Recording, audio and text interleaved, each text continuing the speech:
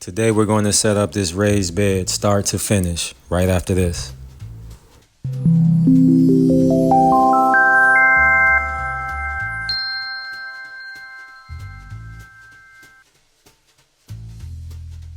This is everything we're going to need to get this bed established.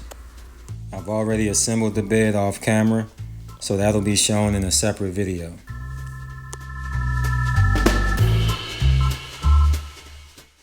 Here I have a roll of wire fencing that I got from Lowe's for $25, a pair of cutters, and some natural and organic fertilizer called Flower Mama.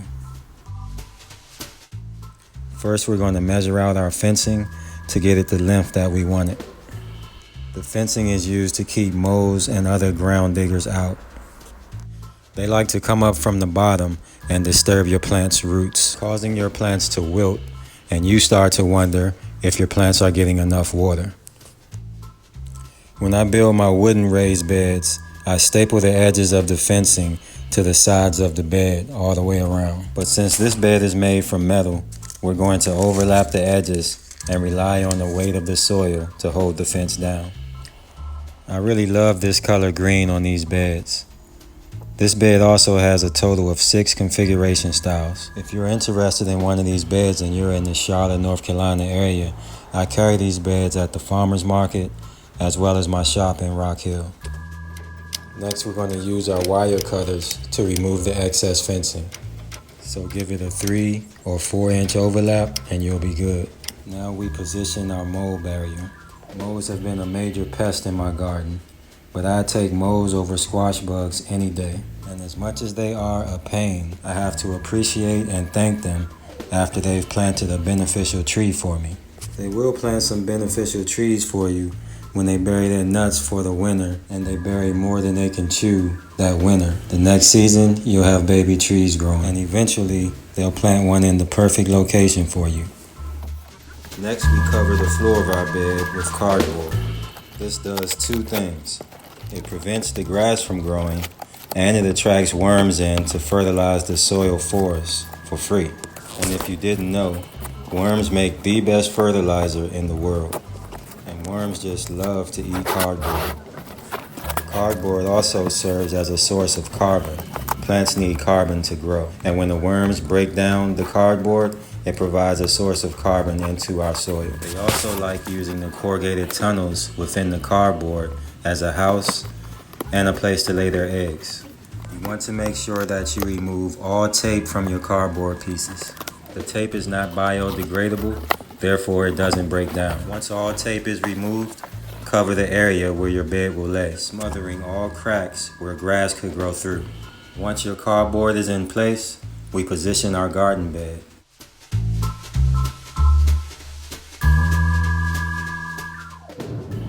Now that our garden bed is in place and ready, we're ready to add our composted soil. The soil media that we're using today is a mixture of leaf mold and mushroom compost. Now I have to manually shovel the compost from the back of my truck. I had 4 gorilla cart loads of compost left on the back of my truck, and that's exactly what it took to fill this bed up. I actually only needed 3 loads, but since the soil level will decrease in time, I went ahead and used all 4 carts. But now looking back at it, I wish I had saved 1 cart because I have a few potted plants that I need to up pot in the end of the season. There are grubs in here still breaking down my compost, so I'm picking a few of those out to feed to my birds. My cardinals and my bluebirds will enjoy.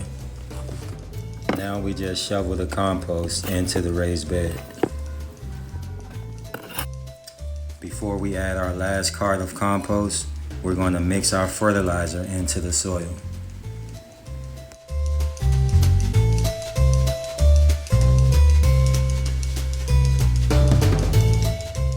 Now we're just going to mix this fertilizer into our soil.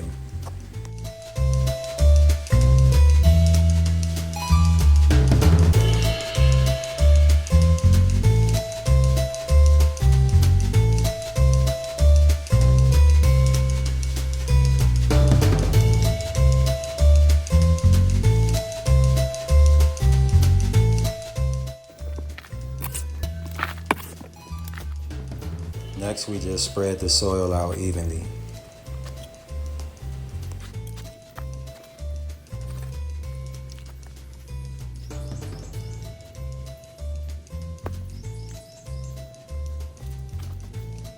Next, we position our starts and see what we have growing here. Here we have a wildfire lettuce mix.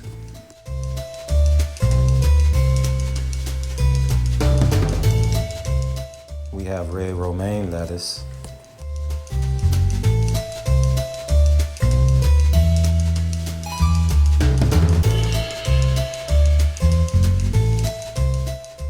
We have a kale calibration mix.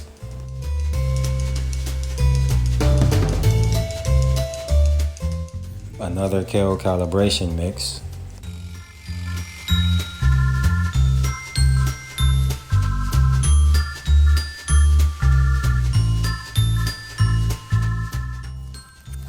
Another wildfire lettuce mix.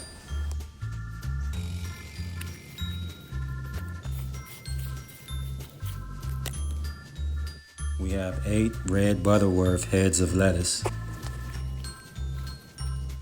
On the right hand side, we have lacinato kale, Georgia collards, and smooth kale. First, we sit these ladies out and position them to see how we will plant them into the bed.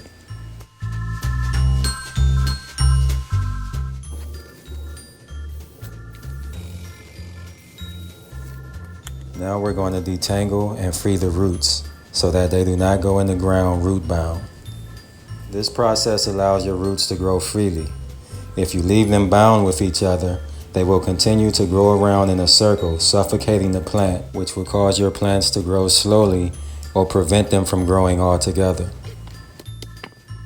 One mistake I made in planting this garden bed was using my natural fertilizer too close to the surface of the soil. It's not really a mistake, but I have a nuisance raccoon in the woods behind me that will smell my fertilizer from miles away, and she will come and rip up my entire garden bed looking for a buried fish.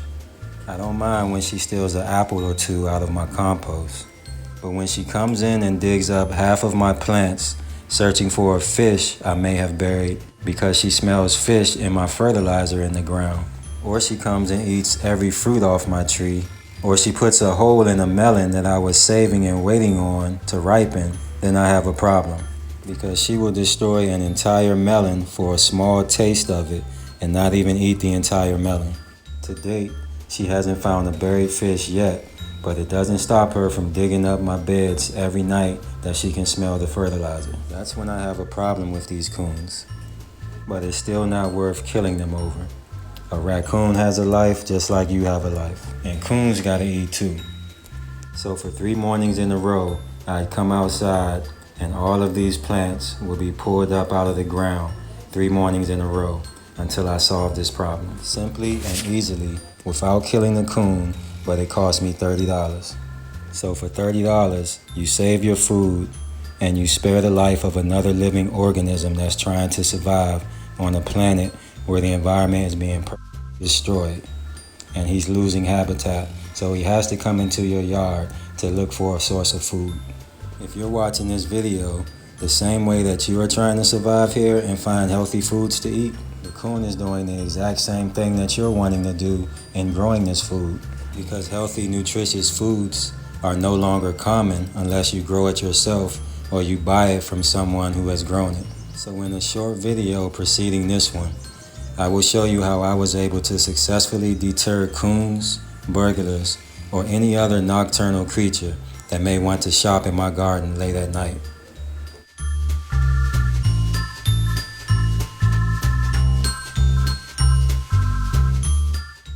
Lastly, we're going to water these ladies in. Set your hose on mist because greens like to drink through their foliar as well as at the root base.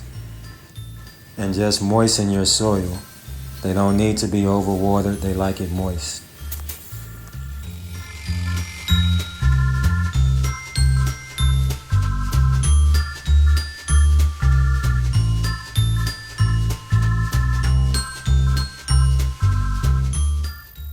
Here we have day 3 of being in the ground.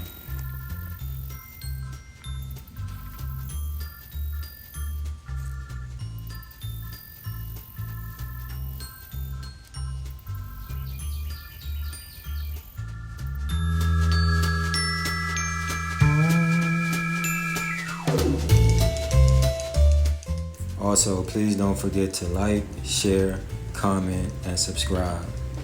Peace.